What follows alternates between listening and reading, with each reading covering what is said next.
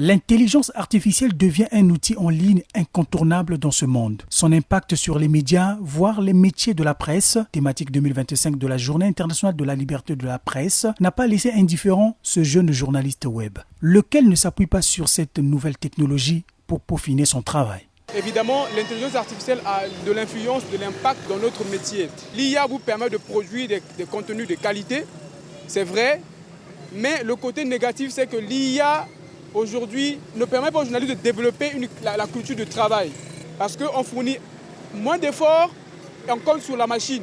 Je connais bien cette technologie-là, mais je ne peux pas l'utiliser parce que pour moi, je trouve que ça ne me permet pas de développer les capacités intellectuelles qu'il faut. Le directeur de publication du journal La Semaine africaine reconnaît tout de même les atouts de l'IA sur le traitement de qualité de l'information, mais il met en garde le journaliste à faire attention aux dérives générées par cet outil web.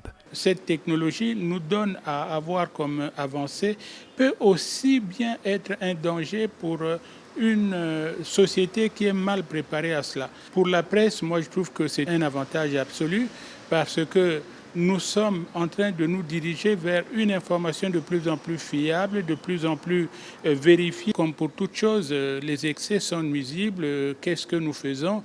Où est la part de l'humain dans ce que nous produisons comme article?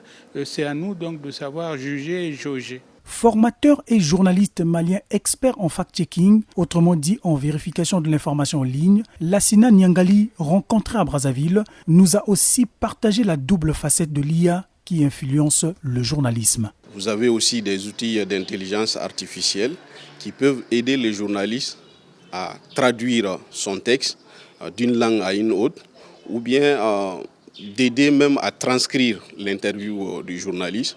Tout ça, ce sont des éléments positifs qui facilitent le travail du journaliste au quotidien.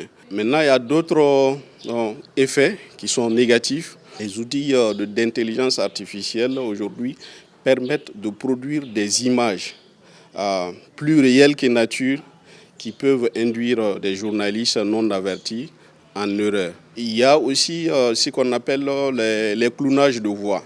On peut par exemple prendre le morceau d'une voix d'une personnalité, on la pose sur un élément totalement faux et lui faire dire ce qu'il n'a pas dit, ce qu'on appelle les deepfakes. Tous les médias doivent se mettre à jour continuellement, prendre le train du numérique en marche, sinon ils vont subir les conséquences. Tous les journalistes doivent se former vraiment sur les outils d'intelligence artificielle. Il revient aux professionnels des médias de s'adapter aux nouvelles technologies de l'information et de la communication et surtout d'utiliser à bon escient ces outils web pour mieux informer le public.